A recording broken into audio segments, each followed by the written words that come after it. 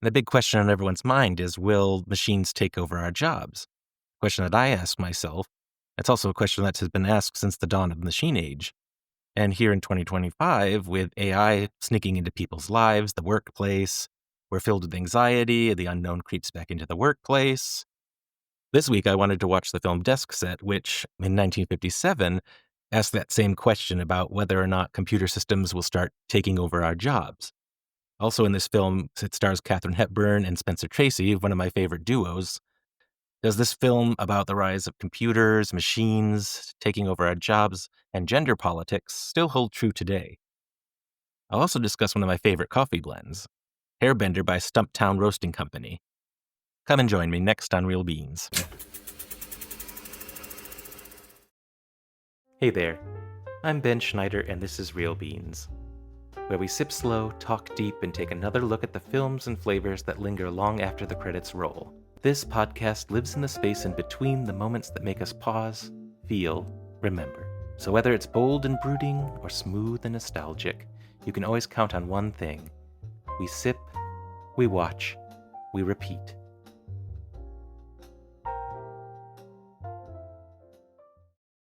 Let me set the scene. After 5 years of not being on the screen together, Katharine Hepburn and Spencer Tracy return in Desk Set in 1957.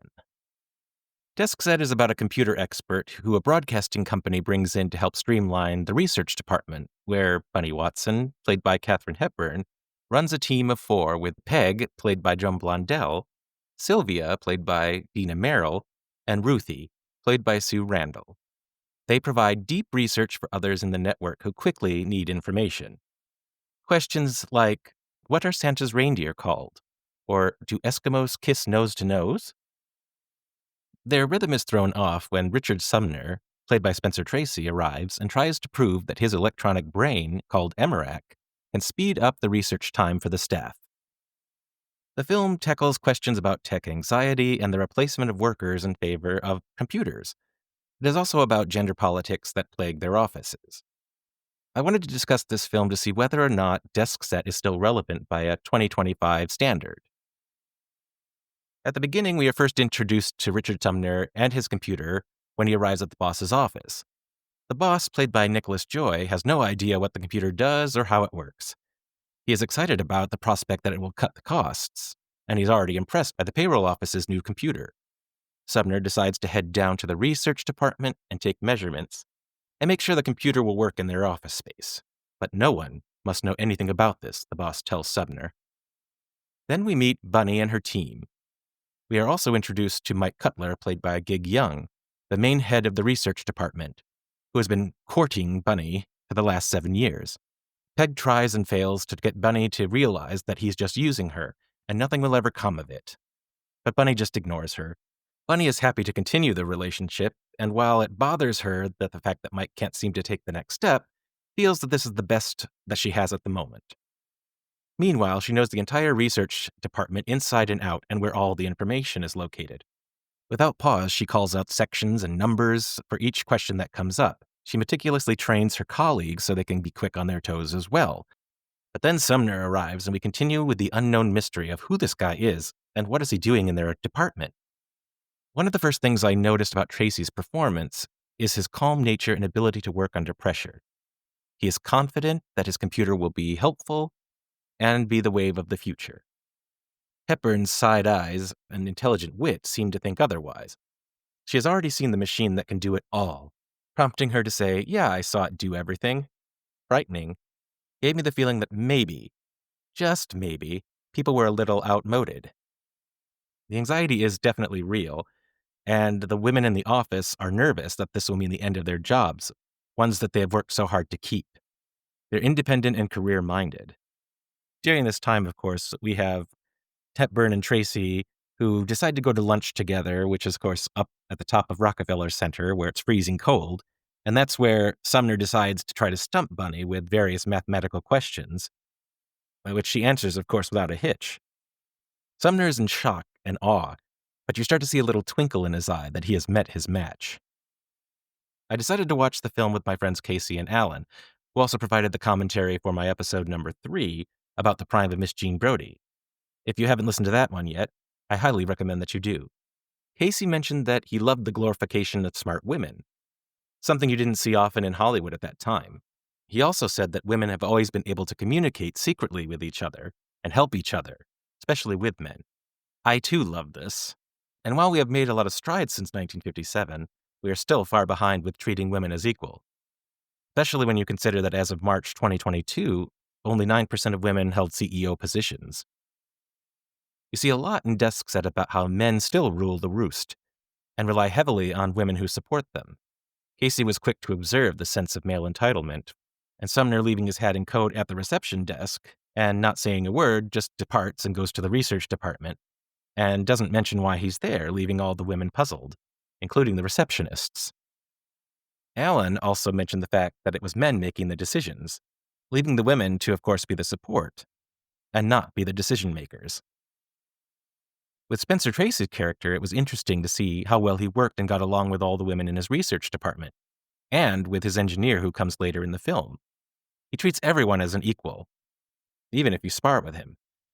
Sumner understands that he needs the women engineers and researchers for this computer to be a success. As we went on with our discussion, I wanted to find out if they felt the same way I did as to whether or not this story was relevant by today's audiences.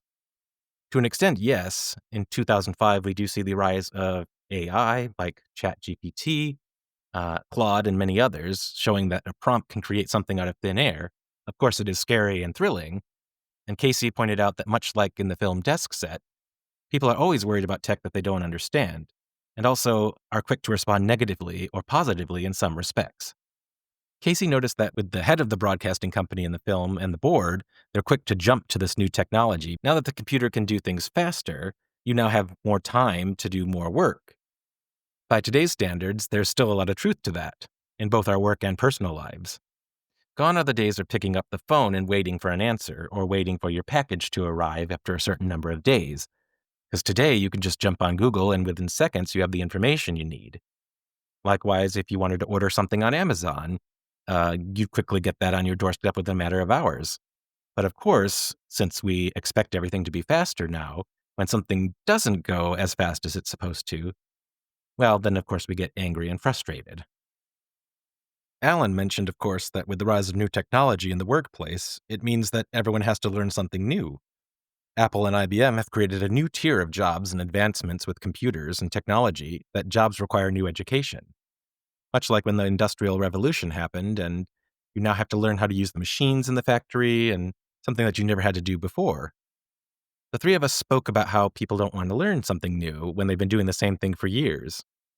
Listening to our conversation, I did feel that Desk Set was still semi-relevant today, mostly about how tech and work anxiety is still real, and that many people are still afraid that their jobs can become non-existent in the future. I also feel that we can look at technology as a tool to help our jobs rather than deplete our jobs. And of course, there's one thing that humans have over computers and AI, and that is the ability to have empathy and feelings. A computer has no soul. They can't evaluate. As Casey put it, half the time the computer doesn't know anything. An example would be if you try to type something into Google and it takes you to a Reddit thread where you still have to look through everything and comb through the information that you're trying to find, and most of the time it isn't there to begin with.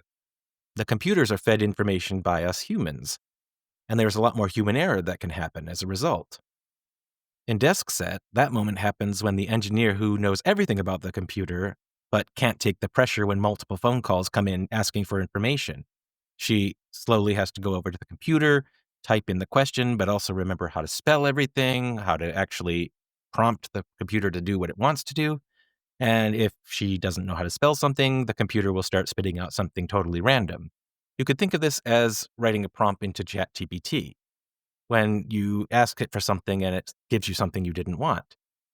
The human who is typing the information into the computer starts getting a random output.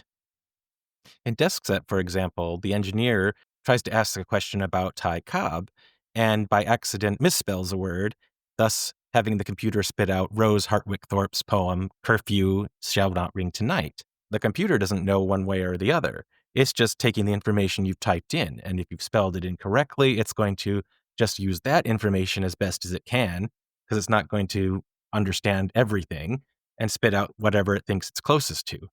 Also, even worse in the film, when the payroll computer, the one that everyone was so giddy about, accidentally sends out pink slips to everyone due to a human error. That could go on, of course, but we've veered off into the black hole of technology now, so let's get back to the story. While Desk Set is considered a rom-com, the romance in the film takes a back seat. Hepburn and Tracy still provide some crackle in their relationship, but it comes very quick at the end, and there's really no build-up to it. We have a half-baked relationship story with Bunny and Mike, who is really there just to be a foil for Sumner. Mike is the character who is coasting by, but when he feels threatened, he has to one-up everybody. The film was written by Phoebe and Henry Ephron, who, if that name sounds familiar, are the parents of screenwriter Nora Ephron. The film is shot in glorious Technicolor and CinemaScope, with Walter Lang directing. Lang is notable for directing the film The King and I, for which he got an Oscar nomination. If you haven't seen that film, I highly recommend it. I then decided to pose the question of what was our favorite scene in the film. For me, it was the Christmas party, where everyone just seems to be able to let their hair down a bit, work is the last thing on their minds, and they just get to enjoy themselves freely without any reprimanding or judgment. This is also the point where we get some romantic spark with Hepburn and Tracy as their characters go upstairs and just have a little discussion about all things in life. Casey's pick in the film was the battle between the women and the computer. The computer begins to go haywire after being fed the wrong information. Phones are ringing off the hook, wanting answers quickly. And all of a sudden, the four women who in the research department decide to hop into action, go grab all the information necessary for the 4 phone calls that are happening at the same time, and beating the computer in its own game, thus showing the need for human wit over machines. Alan's favorite scene was the emotional misunderstanding between Hepburn and the 2 men in her life. It brought to mind some of the hilarious screwball comedy moments in some of those 1930s and 40s films. Hepburn starred in a few of them herself. This is when Hepburn finally stands up for herself, against her on-again, off-again boyfriend. Meanwhile, Tracy just plays it cool and collective and continues to eat the floating island dessert. So my original question then, does Desk Set hold up in the modern-day setting? I'd say yes, due to the ever-changing office landscapes and machines taking over jobs that humans used to do, but with more speed. There's also still the anxiety around new technology and what it's being used for. Is it going to be something that's going to be helpful, or is it going to take away jobs? And while people don't really call in from information anymore, people still look up something to provide them the information. Today, it's in the form of Google. Casey mentioned that this film could also be remade in today's office climate, suggesting that Tina Fey would be a good choice to bring it forward. This time, the main story could be in the form of AI taking over the jobs. While Desk Set may not be considered a thinking picture, it does have some elements that bring questions and thoughts to the table. What do you think? I'd love to hear your comments. You can stream Desk Set on Amazon.com or Apple TV. It's time for a coffee break. Today's pairing is Stumptown's Hairbender. It's the original blend of the roasting company. And its name? It comes from the fact that the first building that Stumptown used for their coffee establishment used to be a salon called the Hairbender. It seemed to be a nice way to pay tribute. The coffee Hairbender is layered with hints of chocolate, citrus, and raisins. Personally, I could taste and smell the chocolate notes the most. It's very smooth, and it's no wonder that it's still one of the leading coffees that Stumptown sells. Stumptown is very easy to find in grocery stores as well, and specialty shops.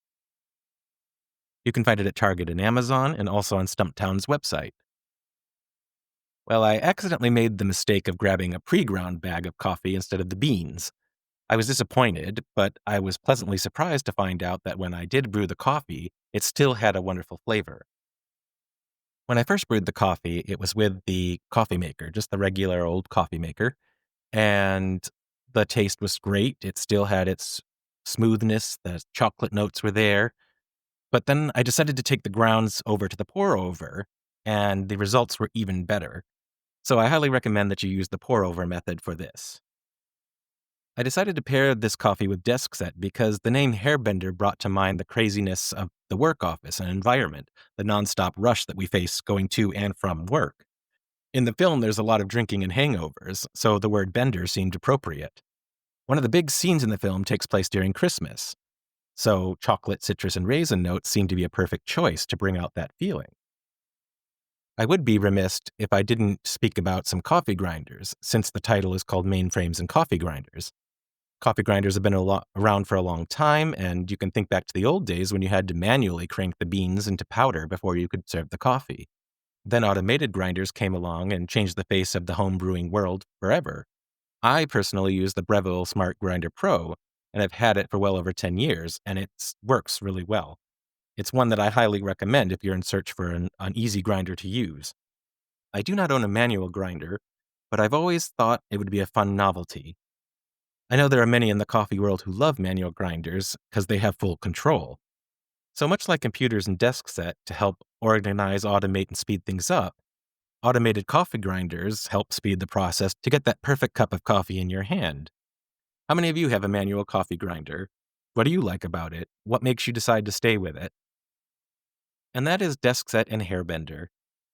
We are often reminded that machines are tools, but humans, we're the emotion, logic, and the screwball chaos that makes the workplaces work.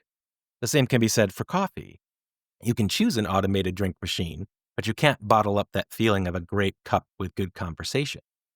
Next time on Real Beans, we'll travel back to the Old West with Fred Zinnerman's High Noon, and a coffee from a company that started small and persevered among some of the big players in the coffee world. Thank you for being with me here on Real Beans. If you like this episode, you can explore more at realbeans.com. Have a coffee or film recommendation? Tag me on Instagram at real_beans. Want to support the show? Head to realbeans.com/support. We'll see you next week, and always remember, sip, watch, and repeat.